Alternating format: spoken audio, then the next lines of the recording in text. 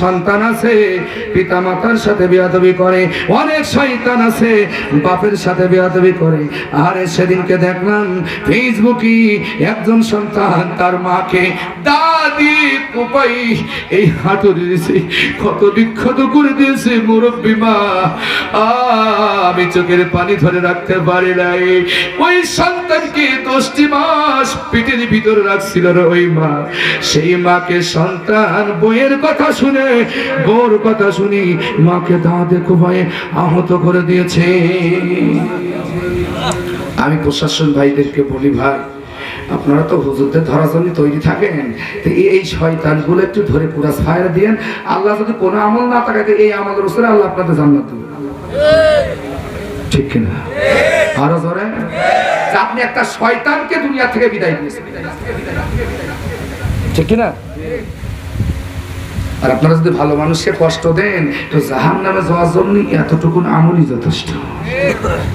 খামাখা যদি আলেমদের সম্পর্কে না জেনে আন্দাজ উল্টাপাল্টা বলেন, জাহান্নামে যাওয়ার জন্য বেশি আমল করা লাগবে না, এইটুকুই যথেষ্ট। কথা বলেন ঠিক কিনা?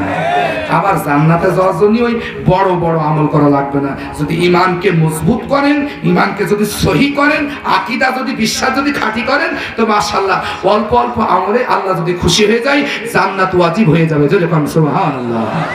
অনেক সন্তান আছে পিতামাতার খেদমত করে না, ইসলামী আন্দোলন করেও কোনো লাভ হবে না যদি পিতামাতার সাথে যদি আপনি আমি বেয়াদবি করি। কথা বলেন ঠিক কিনা? অনেক মাকে, অনেক শয়তান আছে অফিসার হয়েছে, বউ বলেছে যে তোমার বাপের সাথে তোমার মায়ের সাথে থাকবো না, ওই বৃদ্ধাশ্রমে কিছুটা প্রতি মাসে খরচ দাও, ওই বৃদ্ধাশ্রমে থাক, ওখানে ফেলে দিয়ে আসো। ইঞ্জিনিয়ার সাহেবের কথা শুনে, অফিসারের কথা, অফিসার বউর কথা শুনে মা বাপকে বৃদ্ধাশ্রমে রেখে আসে। কথা বলেন ঠিক কিনা? এই শয়তান মারা গেলে জান্নাত হবে না জাহান্নাম হবে? রাসূল বলেছেন হুয়া জান্নাতুকা ওয়া নারুকা, পিতামাতাই তোমার জান্নাত, পিতামাতাই তোমার বেহেশত, জাহান্নাম। জোরে বলেন সুবহানাল্লাহ। বৃদ্ধাশ্রমে মাকে রাখা হারাম, বৃদ্ধাশ্রমে বাপকে রাখা হারাম। আপনি বৃদ্ধাশ্রমে আসছেন, তুই যখন ছোট ছিলি রে বন্ধু, আমার ছোট ছেলে যখন আমি মাহফিল আসে হারে আমার দিকে তাকিয়ে আমি সুটা পাই দিয়ে যখন দরজার আড়াল হয়ে গেলাম, আর খ্যাক খ্যাক করে চিল্লায়া কেঁদে উঠলো, যখন আমি আড়াল হয়ে গেলাম তখন একটু কোলে নিয়ে বুকে টেনে চুমুখে তার মায়ের কোলে দিয়ে আসলাম। কোলে যখন নিলাম কান্দা বন্ধ হয়ে গেল। এইভাবে তুই আমার মা আমার বাপ আমাদের মানুষ করেছে। তোমার মা বুকে টেনে চুমু খেয়েছি। আমার স্ত্রী বলতেছে তোমার আব্বু আবার আসবে, মা ভুলে যাচ্ছে ছোট সন্তানকে এইভাবে বলতেছে। 7-8 মাস বয়স হয়েছে, 3টা ছেলে আল্লাহ দিয়েছে। দোয়া করেন যারা 3টাই ওই রাজাকারের পথে দিতে পারে।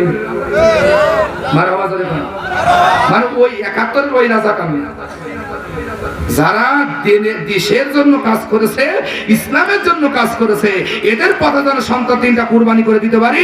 যারা বলেন আল্লাহুম্মা আমিন। একটা শহীদের বাপ যদি আমি হতে পারি জান্নাত হয়ে যাবে ইনশাআল্লাহ। শহীদদের পিতামাতার মাথায় নূরের টুপি পরিয়ে দেওয়া হবে। সুবহানাল্লাহ। জোরে বলেন। এই ধরনের সন্তানগুলো কোরআনের রাস্তায় অর্থ করে দেয়, কোরআনের রাস্তায় দিয়ে দেন, কোরআন হাদিসের পথে কুরবানি করে দেন। আল্লাহ ফি সাবিলিল্লাহ, আমার সন্তানকে তোমার রাস্তা দিয়ে দিলাম, তুমি নিয়ে নাও, আমি যেন শহীদের পিতা হতে পারি। সুবহানাল্লাহ। জোরে বলেন। আমার যুবক ভাইরা মা যাদের আছে কার কার একটু হাত তোলেন তো দেখি। মা আছে কার কার একটু হাত তোলেন।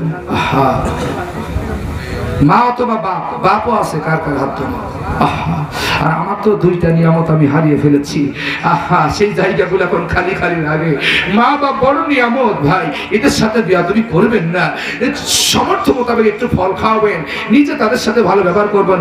ওই ডাইনি মহিলা শয়তানি বোর কথা শুনে বাপ মার সাথে খারাপ ব্যবহার করা যাবে? অনেকে বোর কথা শুনে অফিসার প্রতি মাসে মাসে বৃদ্ধাশ্রমে 5,000-10,000 টাকা দিয়েছে, বোর কথা শুনে মা বাপকে কাছে রাখে না, অথচ তোর ওই মা তোর পেটের মধ্যে 10 মাস রেখেছে। জোরে বলেন। সেই মাকে বৃদ্ধাশ্রমে আসিস, মা সেই ছোটকালের কথা স্মরণ করে আর চোখের পানি ছেড়ে কান্দে। কবি সেই কথাগুলো কবিতার তুলিতে ফুটে তুলেছে এইভাবে। বৃদ্ধাশ্রমে আছি আমি, বৃদ্ধাশ্রমে আছি,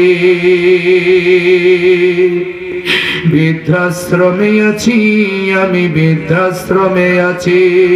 চোখে দুঃখের জল, আমার মুখে মিশে হাসি। চোখে দুঃখের জল, আমার মুখে মিশে হাসি। বৃদ্ধাশ্রমে আছি, আমি বৃদ্ধাশ্রমে আছি।